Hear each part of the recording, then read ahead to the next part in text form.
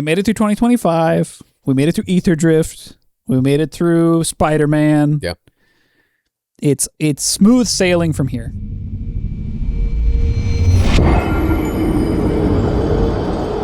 Distraction makers. 2026 feels like it is the most pivotal year in Magic's history. Based on how what succeeds and what fails, it's going to shape Magic for the foreseeable future. Let's start with reminding everybody what the schedule is going to be for 2026. In January, we've got Lorwyn Eclipsed. In March, we have Teenage Mutant Ninja Turtles. In April, we have Secrets of Strixhaven. June, we have Marvel Superheroes. In August, we have The Hobbit. In October, we have Reality Fracture. And in November, we have Star Trek. Let's go through the sets and sort of talk through how we think each of them are going to do. So let's start with Lorwyn. All right.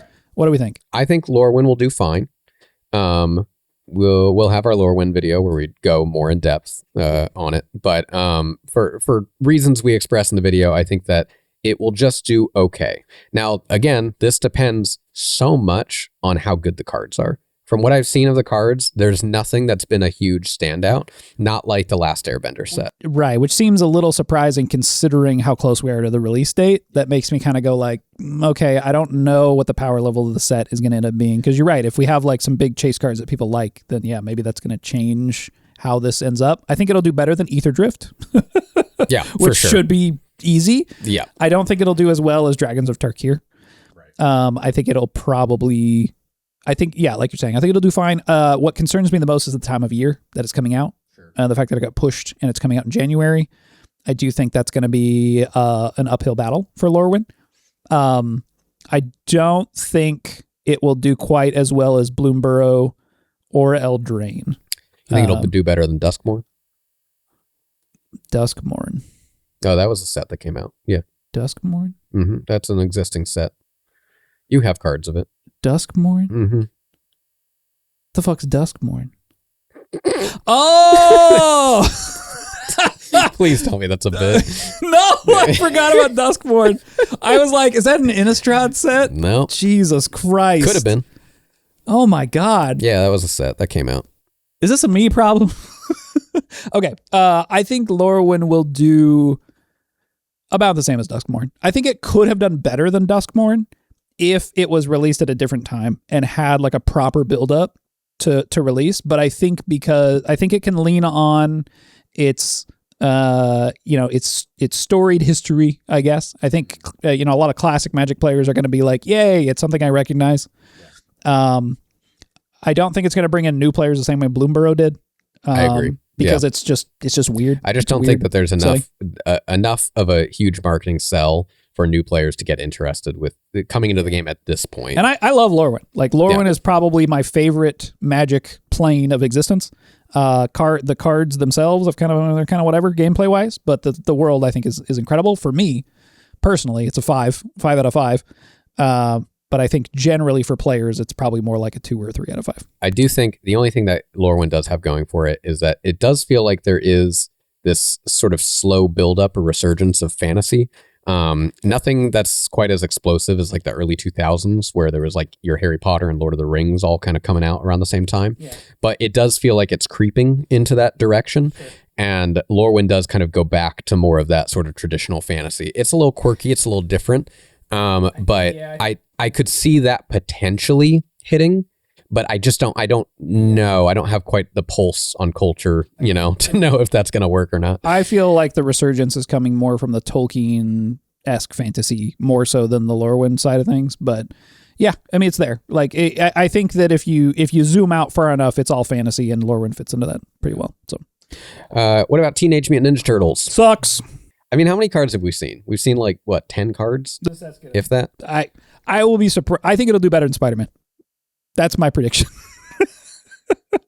I mean, the only thing to have it do better than Spider-Man, what's crazy to me is Spider-Man had like, what, 2 cards that were like memorable? Okay, you're right. Maybe they juice the cards and then people are interested. I think IP wise, like what it's offering, like the IP-ness of the set, not great. IP-ness? Not great, Yeah.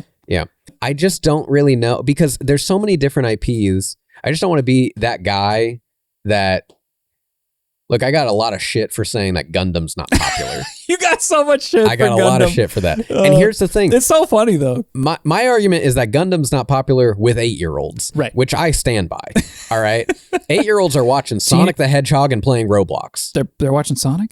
Yeah, the movies. So how about Teenage Mutant Ninja Turtles? I don't know, and that's why I don't want to be that guy. Is because I don't actually have a full grasp on what demographics this set would really appeal to. I mean, look, what Ninja Turtles wise has been put into pop culture. We had the movies, the animated movies, which were cool. There's a cartoon show, which did okay. There's almost always at least a cartoon show or animated show running. Kind of around, you know, like I just look, and also the cards that I've seen have leaned more towards old school Turtles. That's true. Than it has the new stuff. Right. So. Right. I don't know. Those Pizza Lands. Here's my take. I think Magic fans hate the Pizza Lands. Yeah. I think other people that are fans of Teenage Mutant Ninja Turtles gonna love them. It's gonna be their favorite lands. Maybe. All right, but which one's worse, the Pizza Lands or the P Lands from Ether Drift? P Lands. You haven't seen the P Lands? What are you talking about? They're like neon yellow. They're like pea color. Uh-huh. You haven't seen these? What are you talking about? You gotta look these up. Just Google Magic the Gathering P Lands. Is that gonna? It'll probably work. Yeah. P Lands. Did it work? Oh, I did see these. That's right. I can't believe that worked. Yeah. Yeah. Which one's worse? Oh man. Game. I'm gonna say the P Lands are worse. Yeah. Okay. Yeah. Sorry. Yeah. No, I think you're right. Yeah. I think you're right. All right. Next set. Next, we have Secrets of Strixhaven. Honestly, depending on what Reality Fracture is, this might be the best in universe set of the year. Yeah. I agree. Look, I'm not a huge fan of Strixhaven. I think it's fine, but like. I think the weirdest part to me about Strixhaven is that they sort of like remade the 2 color pairings, like the Ravnica 2 pair, and like called them something called different. Them other stuff. Yeah, and I'm like, Ravnica kind of already did this. Like, it doesn't feel to me like it has a very distinct identity. Like to me, it feels like Ravnica, but it's like a mage school. So I think with different names, the theme and the world building of it is good, but yeah, them trying to connect the color pairings to 2 other things is very confusing. Yeah. If this is your first set coming in as a Magic player and everyone's calling something Golgari, right, and it's supposed to be whatever it is, yeah, Witherbloom, Witherbloom, yeah, like you're just not gonna, it's gonna be confusing, right? No one's gonna call it Witherbloom; they're gonna call it Golgari because that's just been, in it for so long. I think that is a challenge for this set. That being said, I wouldn't be horribly surprised if this did better than Lorwyn. I think it probably, I kind of suspect that Strixhaven did better than Wizards expected, the first Strixhaven. Because I mean, is this like the fastest that we've gone back to a plane since the original set? I don't think so, but maybe. Yeah, I don't know. It's been a few years. Good question. That's I'd have to look stuff up to know what that is. People in the comments maybe can say what the fastest return to a plane is. Besides New York City. Right. We're talking about in-universe planes. Yeah. Going to New York a lot. Sure going to the plane in New York a lot. Sure going there a lot. All right, so Strixhaven, generally speaking, probably will do okay. It'll probably do good. It'll meet the expectations of a set. Of an in-universe set, I think. We'll see if it surpasses it. What's the over-under on the Harry Potter Universes Beyond crossover? It's not going to happen. All right, next set. Marvel Superheroes. Sucks. Look, I don't like superheroes on a good day. Okay? I don't like Marvel movies. I liked Spider-Man for a second. 1 second. 1 second when I was in like middle school because I had a Spider-Man skateboard, and then I got a real skateboard that wasn't from Walmart and made out of plastic. So I'm not a superhero guy. I do not understand them. It's not for me. I was a big fan of comics. I liked the Marvel movies up until the final Avengers, and then I kind of fell off because I just can't keep up with that. All that being said, I don't want to see Marvel and Magic. I'm not excited by it. And again, like all of these sets and all these IP crossovers, it'll be interesting to see because with the Spider-Man set, as we saw, there's really no cards that saw a lot of play or that much interest. I think there's Multiversal Passage, which is a land that's seeing some play in Standard. But other than that, like, there's really not a lot. So unless there's some cards that see any sort of viability in any of these formats, like, the main selling point is just you can have Marvel superheroes on Magic cards.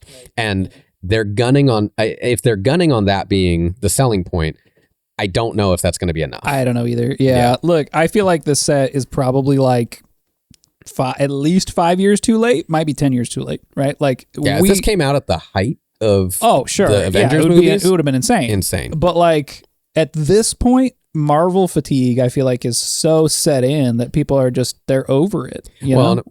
We've talked about this before. I don't remember if you'd mentioned this in any of our previous videos, but you had talked about like finding these particular IPs that have an under sort of like an underserved audience, right? That the saturation of the products that are being offered are on the lower end, and there's a huge fan base for something like Final Fantasy. Other content creators and stuff have talked about this. And but Marvel hands its licensing out like nothing. Oh, yeah. Right? Everything has Marvel now, but you don't really see Final Fantasy on that many things. Look, Wizard of the Coast, I'm going to give you a piece of advice here. If you can buy a fishing pole with the IP on it, you probably shouldn't make a set out of it. Give me one sec. Googling Final Fantasy fishing pole. You can fish in the game, so. Let's see. Oh, this just in. I am not seeing a Final Fantasy fishing pole. There it is. That's it. I'm not seeing a Final Fantasy fishing pole. He's right. He's right. We're going to call this the fishing pole test. Okay. If you can buy a fishing pole of the IP, it's probably not a good idea to make it better. I can't believe it. Not a single Final Fantasy fishing pole. Right. Hey, maybe they should make some Final Fantasy fishing poles. No, they got to make Magic cards. Right. So joking aside, I actually think that's I don't know if fishing pole is the right item, but it's funny. Right. You do something so far away from what the IP represents. Yes. Right. That it's like absurd. Yeah. That like there's a Spider-Man fishing pole. I'm sure there is. I had a Star Wars fishing pole when I was a kid. Like, that's what I'm talking about, right? These IPs have saturated to the point, like Kiss levels of saturation, right? Like, when you've reached that, I don't think that's going to do well, right? And look, that's vibes based. I don't have any data to back that up, but I do think that the level of saturation of these things plays a role. It shows that survey data is going to show the level of interest is very high, but the amount of things spreading that interest is also high, right? So many things are offering themselves as a Marvel IP or Marvel licensed thing that your potential product being Marvel licensed is just kind of lost in the noise. I think it's also tough for the intrinsic value of the items, right? Like to how many, like, there's already Marvel trading cards, there's Marvel Funko Pops, there's all these other Marvel collectibles that are valuable that, like, I do think that it sort of diminishes the value of all of them generally, right? Because it's like, which Marvel collectible do you have that you were hiding in your closet to sell when you retire? Is that going to be worth money? Probably not. And it's not to say that there aren't people that do like this and want to collect these things that exist, but it's just, are you getting enough of those people to be interested in this? And Spider-Man showed that that's possibly not the case. Marvel's not bulletproof. Right. Next, we have The Hobbit. This one's the most, I think, interesting of the Universe Beyond ones. This is the most interesting. This will tell us whether or not Wizards can go back to the well, no, that's not true. Well, I don't know if we can count Spider-Man, right? Because we had Spider-Man, now we're gonna have Marvel superheroes, which is technically double dipping, but I don't think it's quite the same. Yeah. Right. Yeah, because you have a lot more characters. Yeah. But with like Lord of the Rings to The Hobbit, that's pretty 1-to-1 of that same universe. You're going to have a lot of the same characters.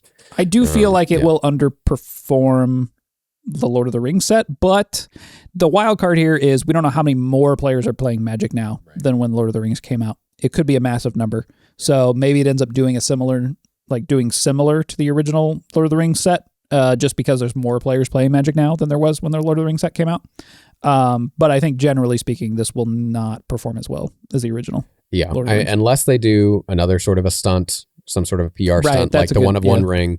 Unless there's something like that, I just don't see how it could meet those numbers, because the amount of people that were speculators or collectors that were going and buying product just to chase after that One Ring is got to be huge. Yeah. which is telling though that as far as I remember, there was no PR stunt like that for Final Fantasy. And Final Fantasy still sold way more than Lord of the Rings. So it's possible they don't need it. They probably, well, it could be that they need it for some sets, but not for others, but they won't figure that out yet until they see what works and what doesn't. Or it's because so many new people came into the game from Lord of the Rings to Final Fantasy that ended up pushing those sales. It's hard to say. Yeah. But yeah, I think generally speaking, the set will do well. Yeah. But maybe not. I don't think it'll do Final Fantasy numbers. But it might do Lord of the Rings numbers. Might do Lord of the Rings numbers. Yeah. Reality Fracture. We don't know. I don't know. My hope for Reality Fracture, because when I look at the logo, this is probably going to sound bad to whoever made the logo. Sorry if I don't mean to sound insensitive to your work. It looks almost like a temporary one. It looks like that's not the actual set name. Like they're going to do something. I kind of wonder if they're going to pull. There's a Marvel movie that did this. It was the Thunderbolts or something like that. And it was like the last minute they like peeled on a poster and it said the New Avengers or something. And that was like the actual title. I don't know Marvel stuff. But so I kind of wonder if it's going to be something like that. Like they're calling it Reality Fracture. But once it gets closer, they're going to reveal what the actual title is. I can see that. I don't think Reality Fracture is a marketable name. I agree. It sounds really generic and just sort of like, what is this? Yeah. And that honestly is the thing that gives me pause about the set generally is I'm like, this feels like not a hat set because like, what's the hat set for Reality Fracture? But it feels generic enough that I'm like, I don't even know what this is. Right. Remove Magic the Gathering and just tell someone, do you want to play the Reality Fracture game? Right. And you're like, no, I don't want to do that. But if you want to play Dragonstorm, you're like, oh, that sounds sick, right? Yeah. The name doesn't give us any indication about what this is. Yeah. So really, I have no idea how well this is going to do. And it's not even like Reality Fracture, like within Magic's theming, right? Because like something like Planar Chaos would be Reality Fracture or Future Sight or whatever. It's like what is like Reality Fracture. That's why I think some people are speculating that this is related to Universes Beyond some way. Right. But I mean, it's a generic enough sounding name that it could be related to Universes Beyond. It's not so directly tied to Magic stuff. So hopefully that's not the case, but we'll see. Yep. Hard to predict anything for that one. And then November we have Star Trek. What do you think? What do you think about Star Trek? I only know one person in my life that likes Star Trek. However, I'll share this anecdote. Mm-hmm. The other day, I was going for funsies on Google Trends, and I was typing in some of the names of these sets or the IPs related to these sets. Yeah. And so I looked up Final Fantasy, and it's, So you just looked up the word Final Fantasy, not like Magic the Gathering Final Fantasy. Just Final Fantasy. Final Fantasy in general. And then I looked up Marvel, and then I looked up Star Trek, and then I looked up Avatar: The Last Airbender. Sure. We now know at this point, Avatar performed better than Spider-Man. Yes. And did very well. Second highest performing set of last year. Yeah. Avatar: The Last Airbender, in comparison to Star Trek, Marvel, and Final Fantasy, was nowhere near their level of popularity. I mean, it wasn't even showing up on the trends because of how high up these other things were. Now, Star Trek was still third amongst those other IPs, but it wasn't that far from being pretty in line with these other ones. Right. And so, to me, I think that there's a lot of people that are just so split on the internet. They're all in their own separate corners, and they have their own sort of demographics that they're not considering how many people actually watch this IP that they are completely unaware of. Right. The anecdata suggests that Star Trek more popular than what we might anticipate, which my hypothesis, based on just this information, is that when Chris Cox was saying that one of the sets next year they think will perform as good or better than Final Fantasy, it's either Marvel or Star Trek.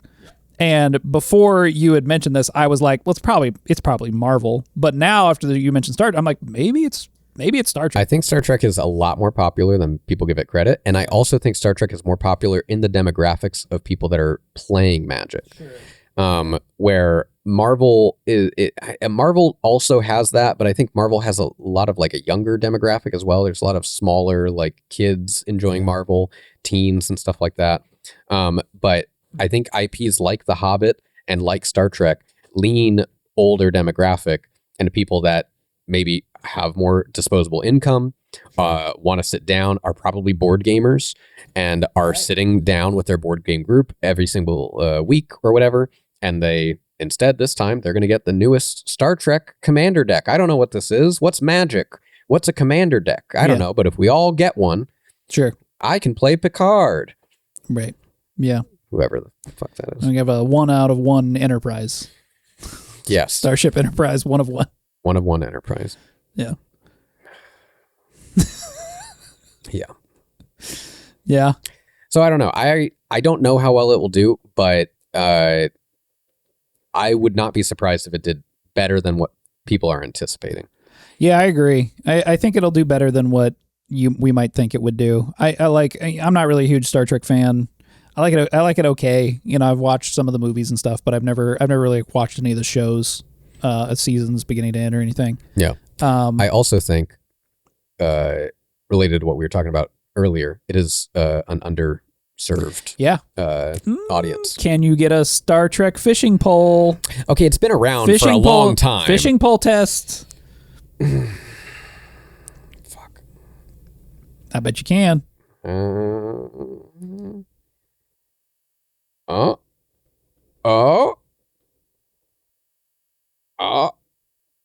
not seeing one. No Star Trek fishing pole? I'm not seeing a Star Trek fishing pole. Maybe they don't make fishing poles like the way they used to.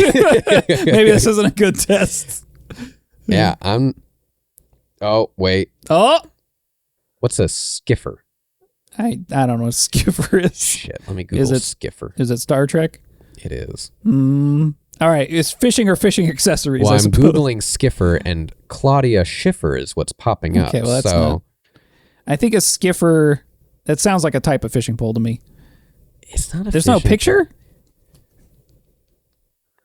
Let me see. What does it look like? I spelled it right. It's not a fishing pole. I think it's like a fishing accessory or something. Oh, this is it's a Schiffer book for collectors. It's like a book of collectibles. Oh. So but maybe there might be a fishing pole in the collectibles. Yeah. In this very old book of Star Trek collectibles. Yeah. So it's like a fishing. So it's like one of the collectible items is a fishing pole, probably. So it seems like there's a fishing pole. Yeah, but it's not a relevant fishing pole. It's not right. You couldn't buy it like now. I'd say if you can find a fishing pole with the IP right now at a Walmart. Fair. Right. I don't know, at a Walmart. Like, let's not. Amazon. Like, if you can buy a fishing pole for the IP on Amazon. Fine. Amazon. You know, like, I don't think Walmart's stocking a bunch of.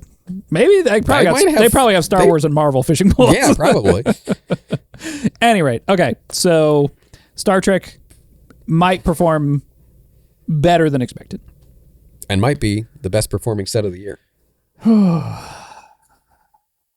you happy? All right. Yeah. I mean, you seem happy. I'm thrilled. You seem like so happy that you could just like fall asleep right now. You seem so relaxed, you know. Why are you looking at sorcery? It's looking. Why are you touching it like that? All right. Final thoughts. Let's wrap this up. I know we're negative on here a lot. They just end. And I think that, look, as much as I'm not a huge fan of Universes Beyond, I like to see more in-universe sets.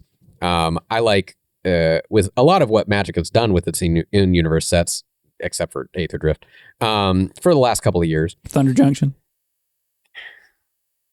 Most was that detective set?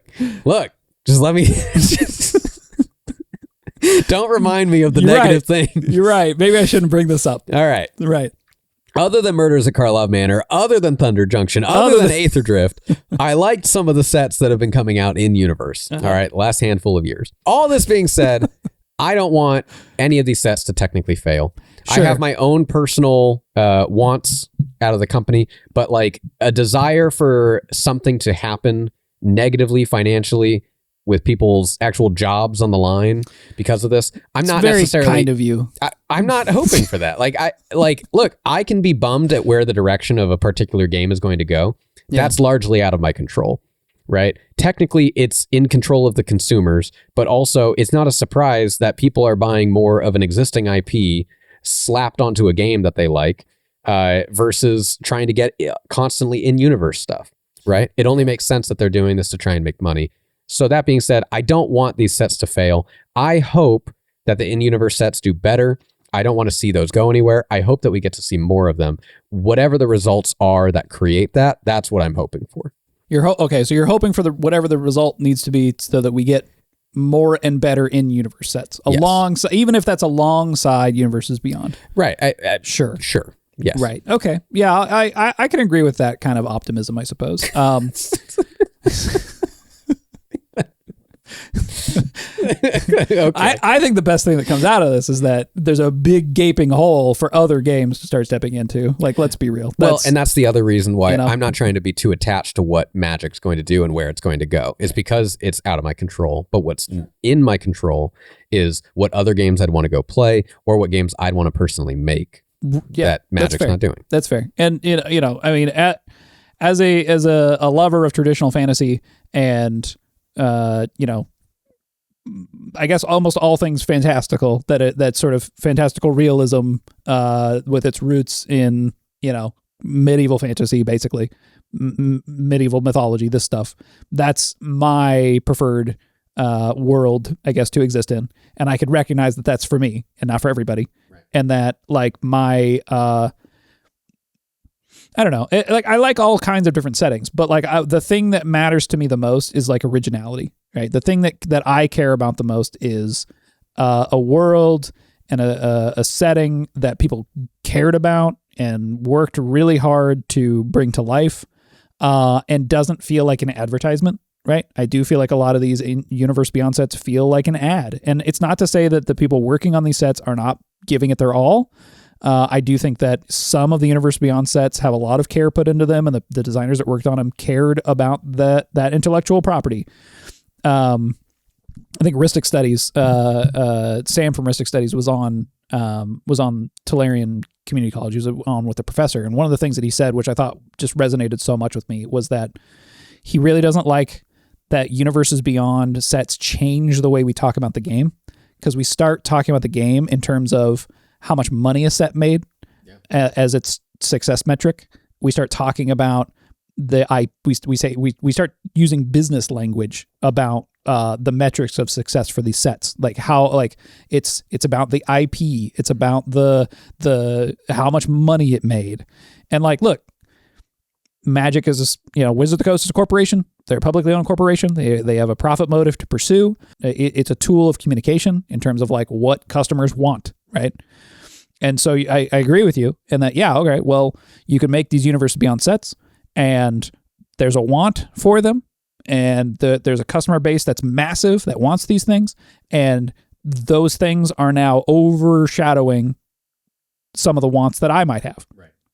But that opens the door for somebody else to then step into that position. Right. It opens the door for me to create games that fulfill that thing that I feel like is missing. Yeah. So Universe Beyond, the state of Magic generally, 2026 for Magic, it's a blessing, it's a curse.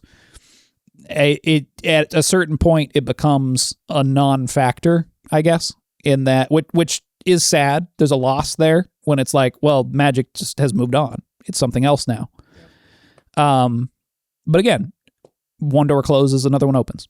If you enjoyed listening to us talk about the future and why it might be miserable, please feel free to give us a like and a subscribe, maybe a comment down below. If you think the future will be miserable, you should join our Discord. Link is in the description. Thanks for watching. We'll see you next time. Bye. Bye.